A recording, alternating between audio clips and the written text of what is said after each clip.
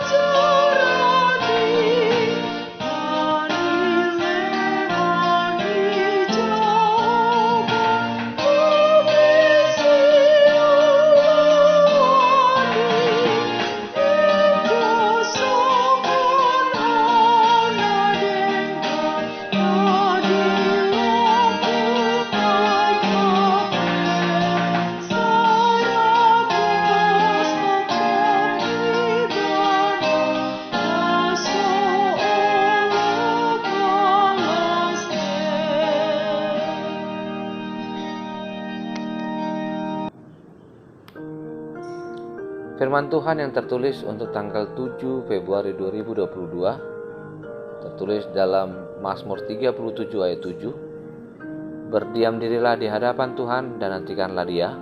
Jangan marah karena orang yang berhasil dalam hidupnya, karena orang yang melakukan tipu daya. Demikian firman Tuhan.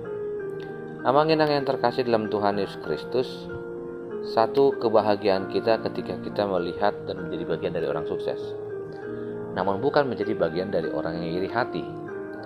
Apalagi iri hati kepada orang yang fasik, yang melakukan tipu daya hanya untuk memenangkan sesuatu.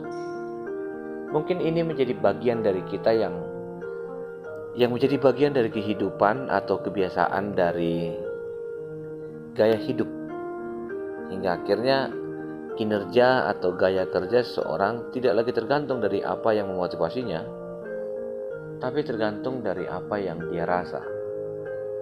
Perasa dengan motivasi adalah hal yang beda, karena motivasi sudah dipersiapkan, sedangkan rasa mengikuti yang disebut dengan suka atau tidak suka. Firman Tuhan juga mengingatkan kita, tidak ada yang lebih baik daripada merenungkan firman Tuhan dan tidak menjadi iri kepada orang jahat atau yang berbuat curang. Namun sebaliknya, kejujuran dan kebenaran hidup malah lebih jauh menghasilkan keberhasilan. Mungkin seseorang pernah berkata bagaimana ia mengkambing hitamkan orang lain dan disalahkan dan menyalahkan. Dan itu bukan perbuatan yang memang harus kita lakukan. Mazmur ini berkisah tentang kenyataan dan realitas yang demikian. Untuk itu, kita diajarkan untuk memiliki cara hidup yang Kristiani, yakni tetap mengandalkan dan menantikan Tuhan. Inilah cara orang yang berdiam diri di hadapan Tuhan ketika ia berurusan dengan hal-hal yang sebenarnya ada dalam diri dan lingkungannya, yakni ketika orang fasik juga adalah berurusan dengan Tuhan. Inilah pernyataan tegas dari pemazmur yang menyebutkan kebahagiaan orang fasik itu semu, tidak abadi, tidak nyata. Pada waktunya mereka akan lisut seperti rumput dan layu seperti tumbuhan hijau. Dengan kata lain, waktunya Tuhan menyatakan kehendaknya kepada orang fasik yakni penghukuman. Jangan bereaksi apa-apa dan berdiam dirilah. Urusan orang fasik itu juga urusan Tuhan. Urusan kita juga adalah urusan Tuhan. Tuhan memberikan kita apa yang menjadi keinginan yang baik. Jika dihubungkan dengan kalimat pada ayat 7, berdiam dirilah di hadapan Tuhan. Berdiam bukan saja tidak melakukan apa-apa, tapi tersirat tidak mengatakan apa-apa. Tuhan tahu isi hati dan Dia mengerti yang dibutuhkan. Yang dibutuhkan hanyalah percaya, sebab Tuhan pasti bertindak. Untuk itu saya ingin melibatkanmu Amangena. Sudah pasti ketidaknyamanan atas reaksi yang jahat membuat seseorang geram dan marah. Namun firman Tuhan berkata sekali lagi, hal yang wajar dan manusiawi ketika kita merasakan dan mungkin terjebak dengan hal-hal yang demikian.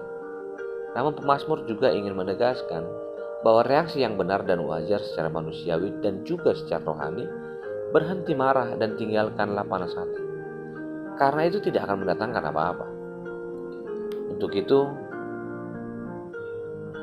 tenangkan pikiranmu, serahkan kepada Tuhan, libatkan Tuhan dalam doamu. Pasti kejahatan tidak akan selalu menang ketika kebaikanmu terus engkau pupuk dan melakukan apa yang Tuhan inginkan.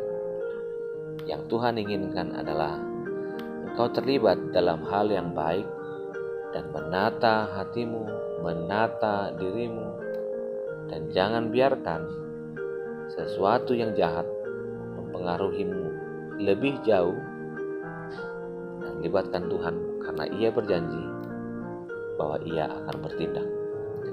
Selamat pagi, selamat menikmati kebaikan Tuhan.